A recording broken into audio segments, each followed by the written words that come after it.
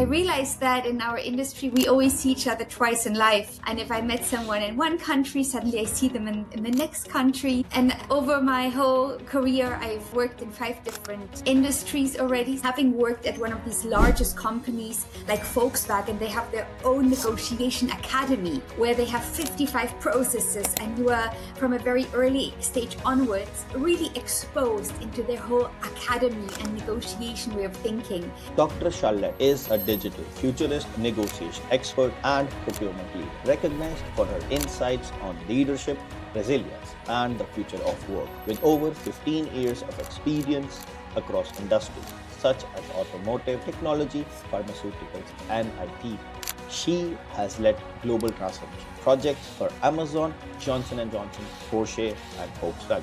She is a TEDx speaker, author, and a board member. Charlotte is passionate about hyper leadership, digital transformation, and mentoring the next generation of leaders.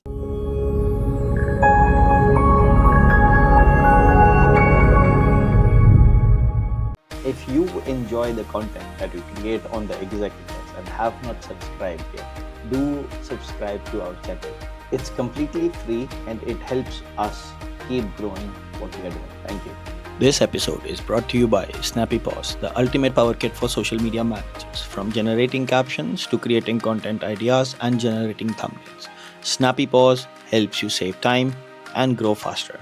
Hallo und herzlich willkommen zum Podcast, Charlotte. Thank you so much, Majid, for having me. It's a great pleasure to be here. I'm truly honored. I tried to do justice when I was going through your profile. I was struggling to shorten it up so it could be very crisp. So before we dive into the topic, I would like to give you the stage so you can also tell more about yourself, like your professional journey and so on.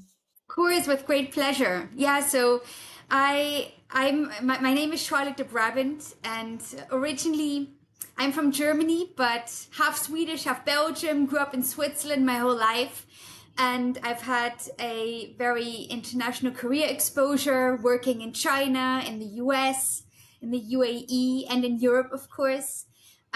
Having now been 17 years actually in my career in the field of supply chain management, procurement, as a negotiation expert.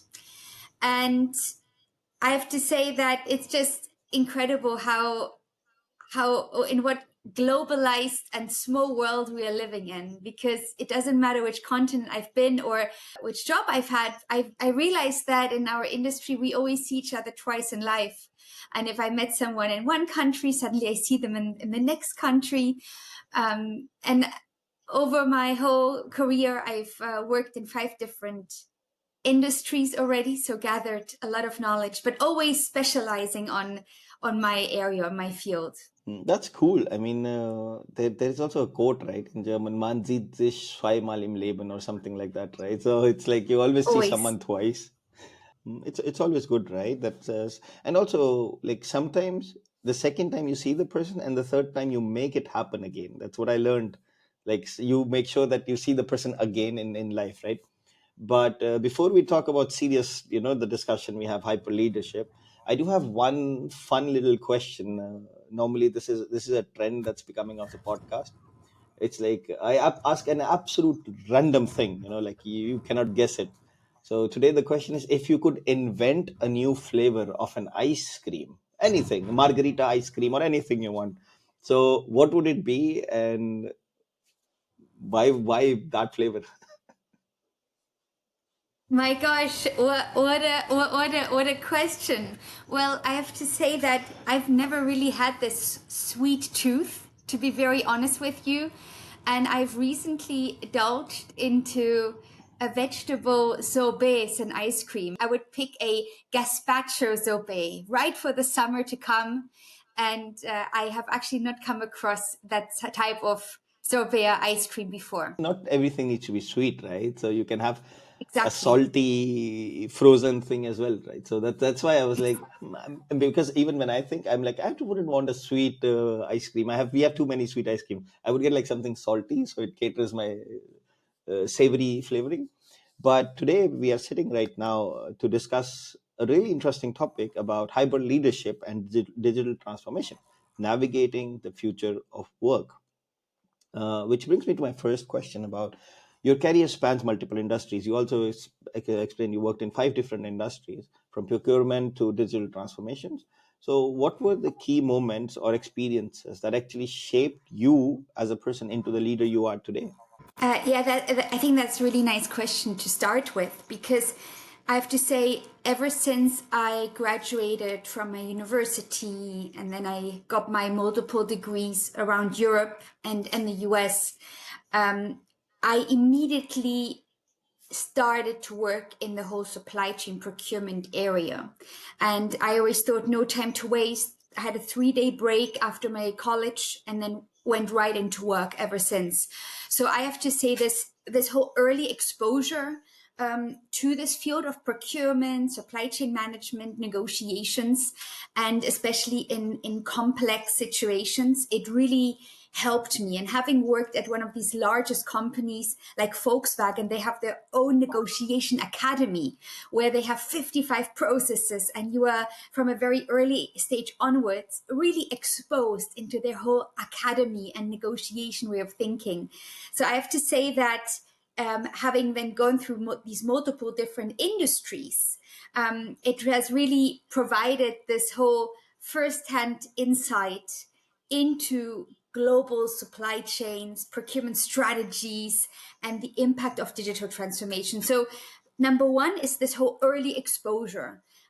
Number two is also this understanding this whole shift from this whole traditional procurement. And I'm so blessed that I was still part of that whole digital procurement group where we used to fold every order, fax it to the vendor, into the envelope, send out the envelope. And I was still part of that era before it has now gone completely AI and digital. So I really appreciate this whole shift and this whole knowledge and understanding from this old school traditional procurement to this AI driven digital ecosystem, and how technology has really reshaped industries and leadership mindsets.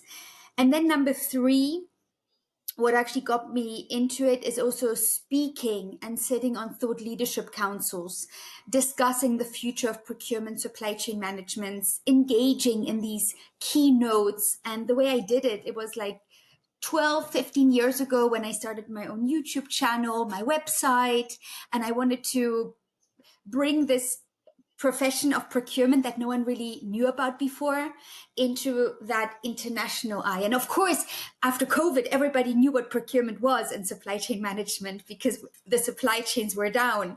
But prior to COVID, I wanted to, in a fun way, make this profession just the best profession out there, and that's how I've established this profile of speaking about my profession, and developing that strong leadership voice.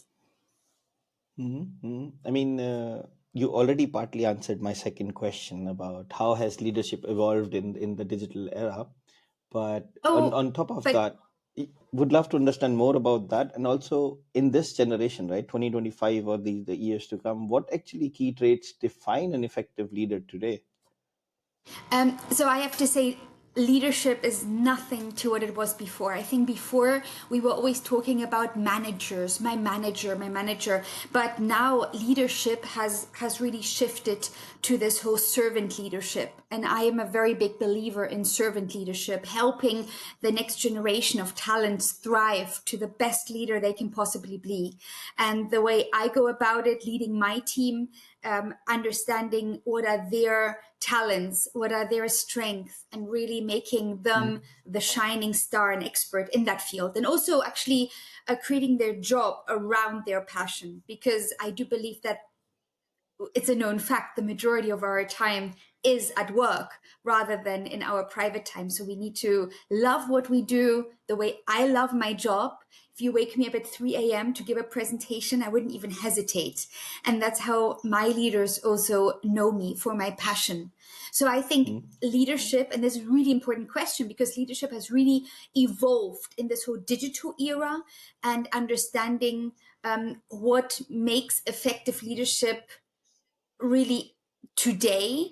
And that's the whole topic of influencing. My favorite author, Simon Sinek, really talks about influencing, being that leader, helping the team to believe in what you believe. And that's what he really stands for. But then also this whole topic of agility, being very agile, and then also transforming the vision. It's so Mm. important to have the vision as a leader, to with the vision help the team understand what is the goal that you would like to achieve, and then let the team of talents come up also with solutions towards that goal. Mm. And this is one of my I would say the traits that I follow. But as a leader, you need to be able to understand the whole digital world that we are living in, digital fluency, understanding AI, automation, data analytics, so big, especially ever since OpenAI started to provide even more data more quickly. So really making informed decisions through a lot of empathy, emotional intelligence. This is how we as leaders can contribute in this whole AI era. Then being Mm. very agile, quick to change. You see the global economy that we are in at the moment, all these radical changes around us affecting Mm. politics, supply chain. So being very adaptable to change and having this whole collaborative mindset, I think, leveraging diverse teams, cross-functional collaboration, trust. So that is what makes a leader of the future. Nicely explained, right? So, because you talked about hyper leadership, right? I don't think everyone understands the word hyper leadership. It's a new word. It's new. So let's try to So explain it, like to people who are listening. What is hyper leadership? I would say that word is 3 months old because my former boss at Amazon, my friend now, my thought leader that I exchanged with a lot of ideas, Burkhard Schemmel and we actually got together and we really brainstormed, wow, with all these changes and all this radical global economic change that is happening, how can we as leaders think beyond just the plate? And leadership Mm. has I think gone another level. We need to understand where we came from, what I was explaining about this whole manager mindset, leadership mindset, servant leadership. But I believe we are in this era of hyper leadership. And we will actually be writing a book about this topic. But hyper leadership, it really refers to this hyper highly adaptivity, being highly adaptable, highly proactive, anticipating the change. Currently, Mm. if you look at the World Economic Forum at Davos, many of the CEOs, they were talking about implementing these so-called they called it these war rooms in the companies where they were talking about what change will come, what are they anticipating to come, and how is their company going to be impacted, how can they react to it. And that is really what it is. It's this being proactive in understanding what is to come, understanding the different scenarios and being prepared. And then this tech-driven leadership approach. So to adopt hyper leadership, you need to embrace speed, agility. Things that you can do today, do them today. Why procrastinate until tomorrow? So making these quick but also data-driven decisions while maintaining that strategic focus and that vision. And that is just really important, especially when it comes to leveraging technologies, using AI and automation to streamline processes and enhance efficiency. I mean, how much time do we spend following these processes? And we've done it this way for 50 years, but we need to be hyper adaptive. We need to understand that maybe that traditional process is just not applicable any longer to our global economy. So being Mm. being well aware, and then also this whole cultivating this and embracing continuous learning within your company. We as hyper leaders, we need to encourage upskilling. We need to encourage a digital literacy within our teams. And that is what I've been also doing. So my team can continuously learn, and it's a give and take in the job, and being able to build certain skill sets that then they can set them up for the future. And then also, set them up for success for the future. And then also we have the topic of leading with purpose. We all are leaders in our own way, and aligning to our business goals, being accountable, having ownership. And that is what I preach to my team, that it's not about what I say or what the leader says. We are accountable for our own work, and and and this builds the reputation of our team. So leading with purpose, understanding what we are heading, where we are heading, and then letting the team work backwards. You broke it up very nicely. I mean, it's also good and also like scary for some people at the same time. Even when I use AI, I'm sometimes scared as well, like, when I see how things are going, how fast things are. For example, I did an experiment recently, something that would take an entire team of 10 people about 6 months to build. It took me 2 days alone. I see. That's the difference. And that's also scary, right? I mean, when people would be worried that what about their jobs and so on. But there's the beauty about AI. Not everyone can use the same technology, right? For example, I cannot sit down and start getting advice from AI for law, or finance or investments, because I'm not an investment manager, not an analyst. So I think that also applies to what you're mentioning, right? That you need to be an expert, and then you move from there utilizing the tools correctly, right? And then the question now becomes like, okay, hyper leadership is like accepting leadership in a fast moving environment. So then the question is, how can leaders actually adopt hyper leadership to a fast changing industry? Because I've seen oftentimes, like, leaders tend to forget that the people who are working under them, each of them have a different sort of mindset and a different capacity of working, and not everyone is a A grade player. That's one thing I don't understand about leaders who come to me and say, we only hire A players. I'm like, "Nah, that's not going to happen, because that's not, you want to, but that's not, we don't live in an ideal world where everyone is an A grade player. You will have A grade, you will have average, you will have maybe below average as well, which balances the team. Because A grade means people will leave very quickly because they will be hired like bam, bam, bam. So how can leaders actually adapt the whole concept of hyper leadership to fast changing in industries? Absolutely, very relevant questions. How can leaders adopt hyper leadership?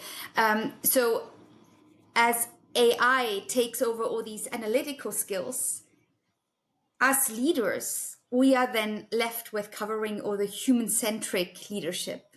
And that's where hyper leadership really becomes critical. Leaders need to adopt to develop deep empathy, understanding the employee concerns, because we are working in an environment with 5 different generations. Everybody has different way of thinking, a different mindset, different beliefs. And I see it so much if you compare our alphas and our just recent joiners with our baby boomers and other generations that have already built traditions in their life and in their workforce. Another way to adopt this hyper leadership is through communication, being very transparency. And again, one thing that I try to embrace within my leadership is just providing clear roadmaps, providing clear KPIs, clear instructions. Then encourage collaboration. I may have one person in the team who's accountable, but always encouraging with everybody on the call to work together with the other team members, and explicitly giving them the names of the team members, by being able to then for them to go to the other team member, and they don't feel alone. They feel they have the fullest support. And then understanding what is your own personal leadership approach. Learning about yourself as a leader. It's important to receive feedback, ask for feedback, but also adopt communication styles that you may have adopted from other mentors out there. No one is perfect. Perfection does not exist, but we can continuously learn, improve, adapt, and adopt different best practice sharing. Hmm. This sounds easy, right? But I'm sure it's not, because there is the whole element of emotional intelligence, right? As well, with the, because whenever there are people, there is going to be EQ involved. Some people will be Yes. happy, some people will be mad. So with AI and automation on the rise, how can leaders actually use emotional intelligence to stay relevant, also drive engagement at the same time, right? Because that's also important. Yeah, I think that very, very big question, because it's really not easy.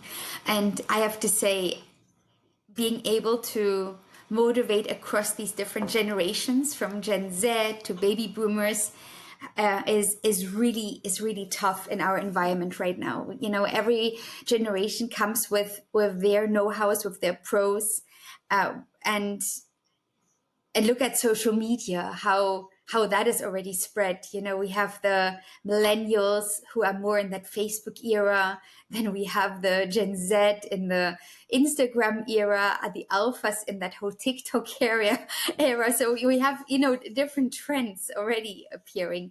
But I think it's so important to try to understand the different generational values. Gen Z, they seek purpose, they seek flexibility. Millennials, they have this value career development. Then we have Gen X, they prioritize uh, autonomy. And then we have the boomers, and they respect stability. So really understanding why they react the way they react, trying to anticipate their psychology, what is important to them, and by offering them then this whole flexibility. So really understanding the generational values, and then offering these flexible work structures. Now that is something that I first came across at Johnson and Johnson. And we don't have this work life balance. We have this work life integration, making the private life also work within your career, within your actual daily work, and making it fit accordingly. And that was the first time I came across this work life integration. And they were then talking about these hybrid models, and they then very much appealed to the younger employees. Whereas, of course, we had the traditional employees, they were still in that whole 9 to 5 mindset at the office. And they were just different mindsets, you know? So being agile to these hybrid models, and understanding which employees, like the boomers, appreciate these structured environments. So you really need to be just mindful what kind of team you have, what kind of diverse team you're dealing with.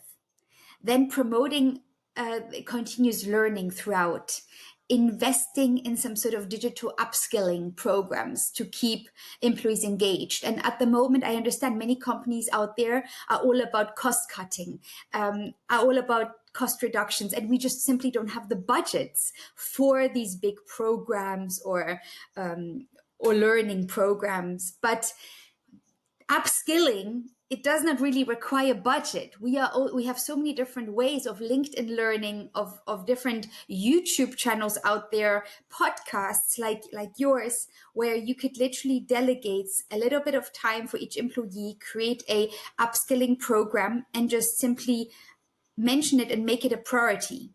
And then last but not least, I wanted to mention one other very important aspect is recognizing contributions.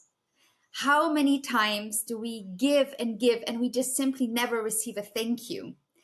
Recognizing contributions. This is all about intrinsic motivation, and these personalized incentives. They really resonate with each generation. Being able to say, thank you, that is what I was looking for. I appreciate it. And I remember during COVID, it was IBM who introduced these great recognition sessions that in the morning when they had these team meetings, they were actually once a week going around and recognizing each other within the team. That team member helped me in that project. I wouldn't have made it without that team member, and recognizing each other like this, you really encourage a whole environment of helping each other, supporting each other, trust. Whereas you really need to be just thoughtful in that approach, in that whole recognition approach. So yeah, I wanted to mention that point. I mean, these are all very important, right? And some of them are very easy to do. Like, for example, pick the thank you one. It literally So takes easy. 2 seconds to say thank you for the work, but oftentimes people forget that. People just ignore it or something. Like, and I have seen when I was a leader, giving the smallest thing to the employees, their productivity doubled, like the smallest thing. Yes. Like I remember, like because I had a policy, like if you don't feel like working, just shut your lap down, let the team know that you don't feel like working, because not every day you want to work, right? That brings in Yeah. the aspect that you were saying about flexibility. I like the word work life integration. That's a cool Yeah. word, because I think some days, like maybe on a Friday, I just don't feel like working. It's normal, because Yeah. I have had a, like, didn't sleep well or something. Small things like this made a massive impact, because the team knew that, okay, Majid would be there for me, Charlotte is there for me. If I need to go to the bank or something, I can go to the bank, because banks don't open on the weekend. I mean, banks need to be, you need to take care of the bank stuff on, for example, the weekdays. So if I take care of it on the weekdays, and I know that Majid has no problem, and Charlotte has no problem, or the leaders have no problem, I can work on the weekend, like fill full in my responsibilities and deliver what I'm expected to. But continuing on top of that, right? Because mm, Gen X, Gen Z, Alpha, very different, even with the age perspective, very different thinking, right? And maybe your next hire is a Gen Z, but the next hire is a Gen X. You never know, because you hired people with different experiences, right? So Yeah. how can leaders actually effectively sort of retain and motivate employees across different generations, right? It's still a hard question. Absolutely. This motivation across different generations. I have a few tips and tricks in my toolbox. So definitely defining a clear mission, defining clear roles, responsibilities, understanding who in the team is the leader for this project, and always having a backup available or a contributor. So you're not alone. You are always backed up by the team. Creating this whole team vibe that you're working together on achieving this clear mission. So I think that is really communicating that clear mission, and helping the employees align that mission with their values, but also empower employees. Many times employees come to me and say, Charlotte, we need your we need your decision here. Charlotte, how do you want to proceed? And I said, what would you recommend? I'm trying to empower my team, my employees, to also be able to make decisions by themselves and come to me with a solution rather than me presenting the solution. And then of course also, as I mentioned just before, fostering this culture of recognition as a third point, rewarding, collaborating, and just having this little time of recognition and telling someone they've done something well. It can really go a long way. Usually you always hear feedback of things that don't go well, and complaints, and these little bit of recognition. I think that is really important to foster that. Connecting this recognition to cost cutting, right? Like oftentimes, like when you sit with the C level, and they're like, uh, if you go as a leader and say, you know what, we need to appreciate Charlotte and her team because they did a brilliant job last quarter. I think they deserve at least an appreciation. You will get like a long message like, no, it's good, we are already struggling, don't have the Yeah. money, and so on, and blah blah blah blah blah. And I'm like, no, you don't actually need to do much complex stuff. Like you can just print out a certificate, like, like one small little thing that doesn't cost you anything. The paper is in the office, the CEO is there who can sign it, and if he just Yes, takes them on the call and says, you know what, thank you for the work, which takes literally 5 minutes to do, doesn't cost you anything. Correct? absolutely. So I think we are on the same page there. I mean, and also like the same thing applies to upskilling. Like I remember I was working in an organization. They had a very interesting approach to upskilling. They Hmm. they were a small company, so they said we cannot go and hire all the time like expensive trainings and so on for people. So they said anyone from the organization can teach anything they want to everyone, and you could basically sign up. So I remember there was this guy, he was an SRE, site reliability engineer, or that time we used to call it a system administrator. So he basically said that he wants to teach how to bake a cake. So this guy was tall, like 6'2", 6'3", like a big guy, and no one had imagined that this guy loved baking. So he actually taught us how to make a cake, and we were also surprised. Like it was very interesting. The cost for the company, zero. Yeah, Motivation boost for the exactly. company, 100%. Yeah, yeah, absolutely. And I did a similar program like that when I started in my last company, and we had a brand new team. Everyone got to present their passion or something that they feel is important to them, and it helped us to get to know the team as well, and literally just. It helped us to, in this virtual environment, to also come closer together, building more trust, getting to know each other more. What were the results? Were the people happy with it or no? Oh, happy until now, absolutely. This is something that Eh, needs to continuously be done. hmm, These team building workshops, internal team building, there must be time, at least an hour, just for some sort of team building, helping each other to understand each other better. And after hmm, these team building workshops, I also understood that one employee from the whole team had a very different mindset to leadership. And me as a leader was important to understand what was important to them. And they actually believed that leadership should be the manager, should be micromanagement. And whereas I, as a servant leader, would never go into micromanagement. So hmm, that was very interesting. That triggered more conversation with each other, trying to figure out a way how to work best with each other. hmm. Yeah, this reminds me of Ventura Travel. I used to be a director there. I picked one thing that I absolutely loved. We had a team meeting every week, week after week. So, and in that team meeting, you had to share a good news. So imagine having a very chaotic week, very, Yeah. very like a busy week, and you're doing, and then suddenly in the team meeting, you have to share with the team something good that happened. It may be personal if you're okay with sharing, or it may be something with respect to work.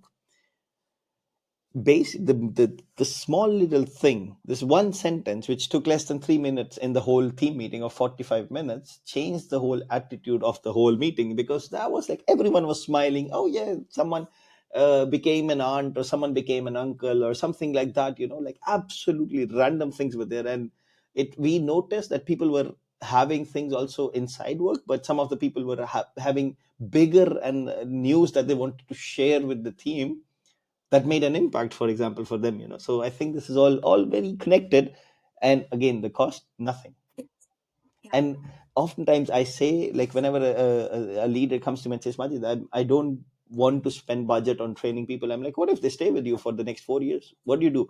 You will Mhm. have an employee or a team member who's basically subpar because you did not have the capacity or the decision making skills that you want to train your own person.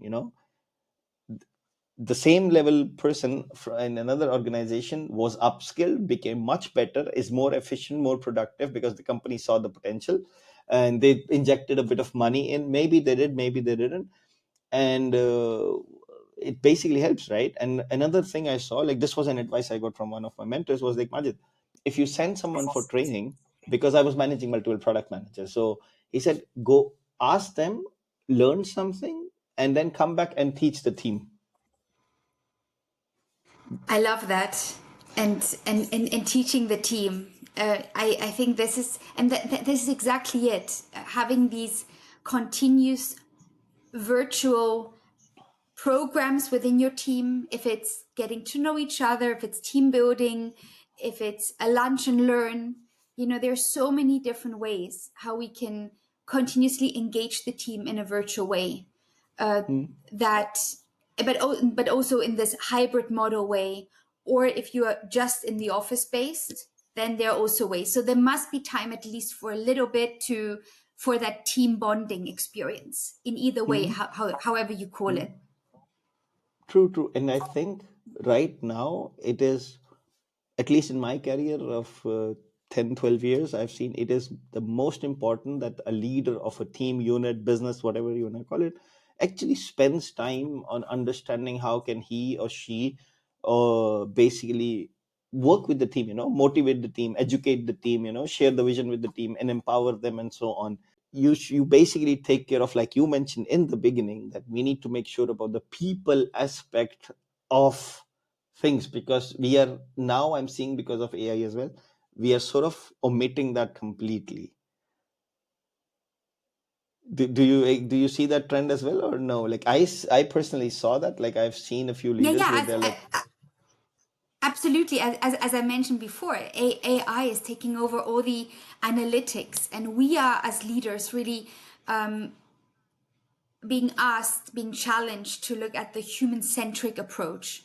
And that is where hyper leadership will play a tremendous role, trying to still steer the team through make the rough waters and understanding what is the mission, where we're going to our goal, and letting the team maybe make a decision. They will turn left, they will turn right, and help them steer towards that common goal.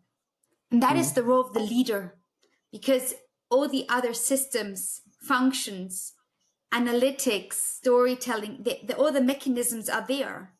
So you need to embrace all these technologies, all these mechanisms, and make them all work together. And then make that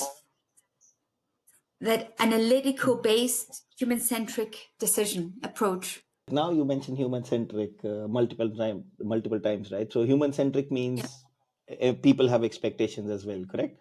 So what strategies can companies actually, or startups, companies, corporates implement actually to create a purpose driven workplace that actually caters to modern employees expectations? Because leadership changed, so did the employee expectations, right? Absolutely. Leadership changed, employee expectation changed, and we, and I think as organizations, we need to be a lot more adaptable, how to still steer this boat in the rough waters. So I think a lot of organizations are currently going through a lot of change, and how can you still, with these big roadblocks in this whole digital transformation, how can you still navigate the team and the boat? And I think important is to be not resistant to change, so embracing change. And this can be done through transparent communication and employee involvement, so making decisions together by communicating together. And I always believed, Steve Jobs back then said, when you build a team, you are the leader, and you need to make sure you hire the talents that you need, or where you don't have the competency. So you have that team to make the informed decisions for you, and help you understand to make the decision. And this is where I really believe in this. And that's how I also do my hiring. I know my skill set. I know what are my pros and cons. And wherever I have weaknesses, I make sure I skill up my team to fill up these weaknesses. And together we can then be very strong. So making these informed decisions and embracing change like that. But also, you were mentioning the whole lack of digital skills, or the need for upskilling. So we have lack of digital skills within the teams, because change is happening so quickly. and Mm. investing into specific trainings to bridge the knowledge gap. I think this is really important to embrace change for the Mm. team. But then also understanding these different work cultures, so across different functions, establishing who are my main stakeholders, and together embracing this cross-functional collaboration, and together being able to adopt technologies. If there is one IT team that knows Power BI, Power Apps, and they can help you in procurement, supply chain management to show the results better, join forces to be able to then show a much more proficient dashboard instead of all this manual Excel work. Mm. And adopting this long-term innovative mindset, rather than only focusing on the immediate. I understand we are looking at immediate ROI, immediate cost cutting, but at the same time, and the immediate in the P&L that we are always focusing on, but at the same time, we also need to understand what is the long-term vision, and having and working towards this common goal. Mm. So I I think mean, these are like the biggest roadblocks, I think, where companies, organizations, what they're struggling with, and mm. how we as leaders can still navigate through these roadblocks. I mean, when you try to do change, right? So one problem I see is that people are doing their normal business as usual or BAU, and then I mean, it makes sense that the leader is saying we need to upskill, we need to do everything, to change and embrace digital innovation and so on. And we don't want to overwhelm the employees or the team members as well, right? Because that can happen as well. So how can actually organizations or teams create a culture where they embrace digital transformation, digital innovation without overwhelming employees? Yeah, I think especially without overwhelming employees with all the different knowledge that employees have, all the different backgrounds, and still all the pressure that you are dealing with, because there is a lot of pressure that you're receiving. So I think avoiding this overload, avoiding tech overload, by rolling out just different systems in phases.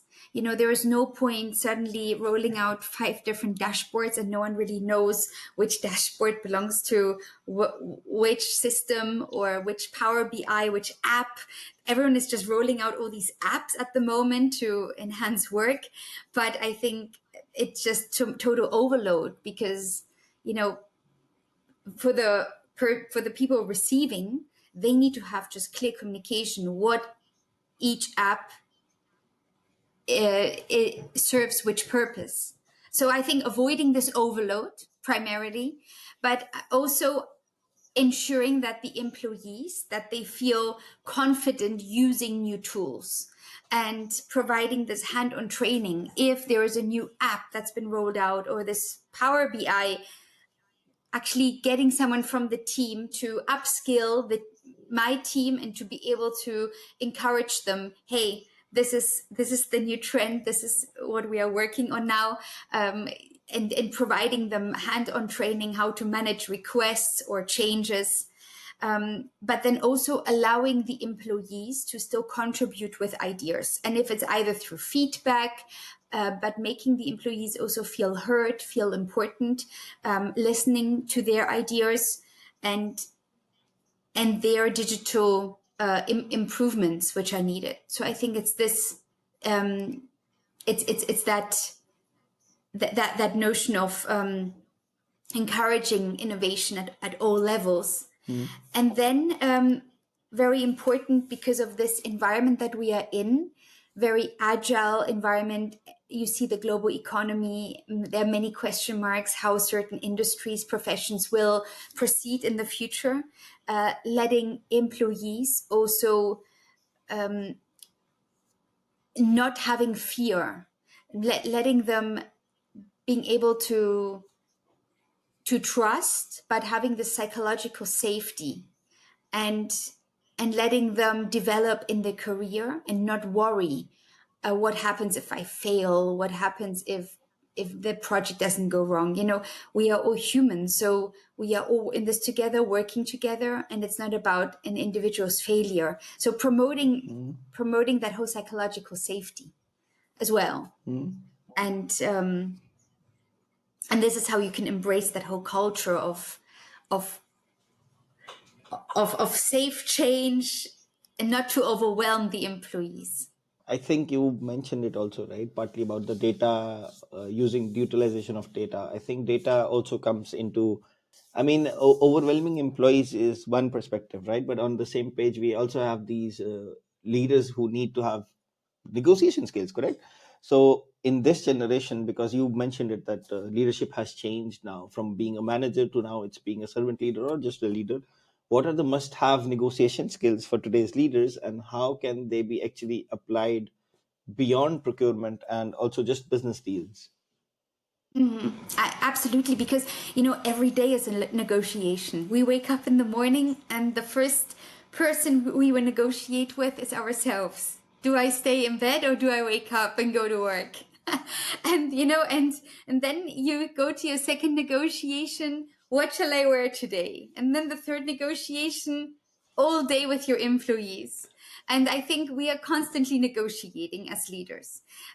So the negotiation skills that are primarily required for hyper leadership in today's leadership environment is active listening. Very important, active listening. And I talk to my leader about that all the time, just the importance of active listening, understanding what the other party truly needs before responding, and accountability, ownership, not just for topics which you are not familiar with or with you don't want to engage with. Don't just ignore them, because the other party, they for them it's important if they mentioned it. So by responding, by showing ownership, and if you don't understand, ask. Then also data-driven decision making, because at the end you always need to back up every negotiation with data, using analytics just to strengthen your arguments, and being able to have this analytical storytelling. That is something that I've been looking at for the last 10 years, really understanding how analytics can back up your storytelling. But also, as I mentioned before, this whole building trust and having that emotional intelligence with it. So when you have negotiations with your with your counterpart stakeholders or whoever, understanding also what can be your, of course, win-win outcome, but also with which outcome are you still going to be happy and satisfied? What is the best alternative that you can go with? And then having these tailor negotiation tactics based on generations, based on culture, based on the situational context, what I mentioned. So anticipating why somebody thinks the way they think, what is it that they would like to achieve out of this, and like this you can also base your negotiation tactic according to the whole situation. So being agile for it, being adaptable. Again, it talks about it's all about the emotional intelligence. So beyond procurement, I think these skills they really help to improve relationship building within your different stakeholders, and inevitably your career growth. It's valuable, right? I mean, it's also important to think about emotional intelligence. So one thing I hear multiple times you mentioning it about emotional intelligence, about agility, about adaptability, about educating, about being grateful, like thank you. So these are the common things that I'm seeing as coming forward like again and again. And I think these are things that need to be taken care of. But now let's take switch the switch, let's flip the switch and move more towards, because you have built a strong brand, right, as a thought leader. And I'm sure there are other people also who want to do that in their respective industries, right? What steps do you think should professionals take to establish, let's say, credibility in their industry or their profession, so to say? You need to start somewhere and then it will continuously evolve. But when I started in my speaking career and in my thought leadership over a decade ago, I developed my niche expertise. I specialized in the future of procurement. I wanted to be a speaker thought leader in my field, and I specialized in my key area that differentiated me to others, because I was also a thought leader in my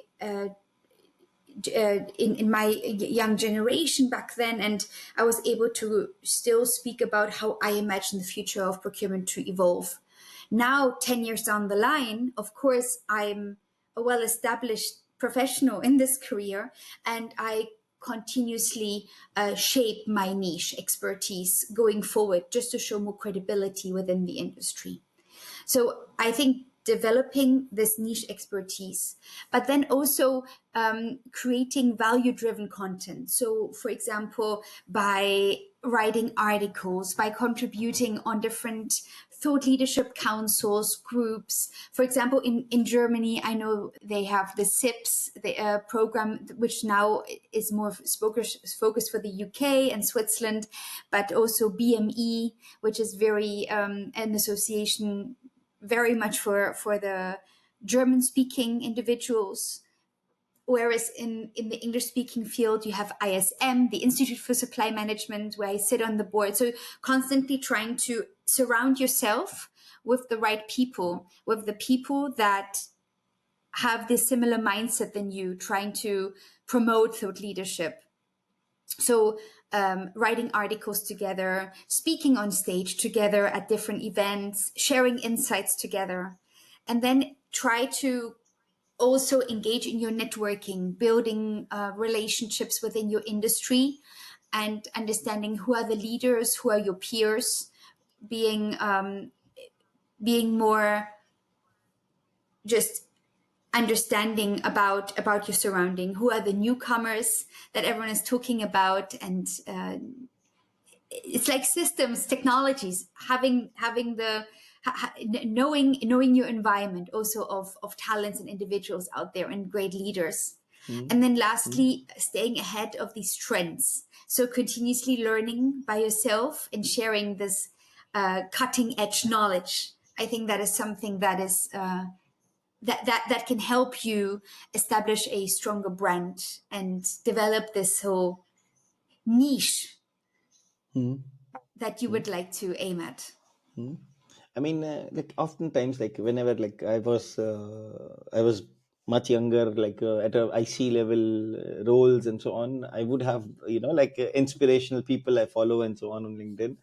And I realized that sometimes I was just like, yeah, I would like to be like them. And then one of this, like my manager was the CPO. He was like, why don't you just reach out to them? Yeah. They're not going to say anything. And then ended up sending this guy a message, and we basically connected, and he even did like a 1 hour call with me. Didn't charge me anything, like, just like a 1 hour call, helped me out, answered my questions.